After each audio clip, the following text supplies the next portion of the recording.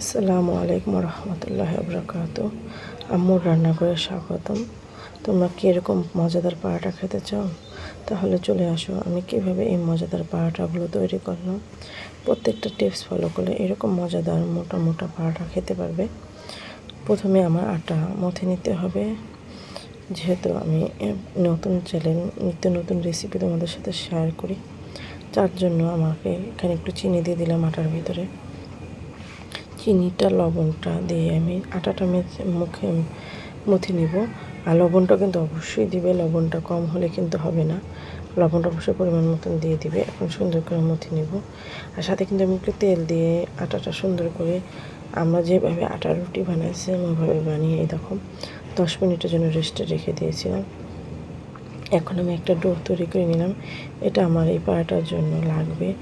এই একটা করে পাড়াটা বানাবো, আর ওই যে ডোটা আর তেল আর আটার দিয়ে আমি এটা বানিয়ে নিয়েছি। এখন এটাকে আমি দিয়ে একটু করে আটার খুশকি দিয়ে এভাবে রুটিটা বেলে নেব। না হয় কিন্তু আমার হবে না। মেনই আমার এই রুটিটা যে ভিতরে মোটা এবং লাচা লাচা ভাব খেতে চাও, একদম পারফেক্ট বাহিরের মতন পাড়াটা, তাহলে সেম আমি যেভাবে করলাম এভাবে করে নিতে হবে। তাহলে এরকম সেম হবে পাড়াটাগুলো। আর দেখো এরকম ছোটো ছোটো করে কতগুলো লেচি করে নিব। একসাথে যদি করে নিই তাহলে আমাদের রুটিটা বানাতে সুবিধা হবে। তাই একসাথে সবগুলো করে নিলাম। দেখো রেডি একদম। এখন পাহাড়াগুলো আমি সুন্দর করে মচমচে করে মজাদার নরম সফট একদম পাহাড়া যে বাহিরের যে তো মজা, এভাবে আমি করে নিচ্ছি। আমি যেভাবে করলাম প্রত্যেকটা টিপস ফলো করে যদি তোমরা এই পাহাড়াগুলো বানাও তাহলে কিন্তু দারুণ হবে। বাহির থেকে অনেক আওয়াজ আসতেছে, তোমরা কেউ কিছু মনে করো না, যেহেতু বাহিরে কাজ চলতেছে। যাই হোক, কথার মাঝে যদি কোনো ভুল ত্রুটি হয়ে থাকে অবশ্যই ক্ষমা দৃষ্টিতে দেখবে। দেখো আমার পাড়াটাগুলো সব একদম রেডি। অফ ক্যামেরায় পাড়াটাগুলো বানিয়ে নিচ্ছে, কারণ এত সময় নিয়ে হাতে ছোটো একটা ভিডিও নিয়ে আসছি তোমাদের সাথে শেয়ার করব বলে।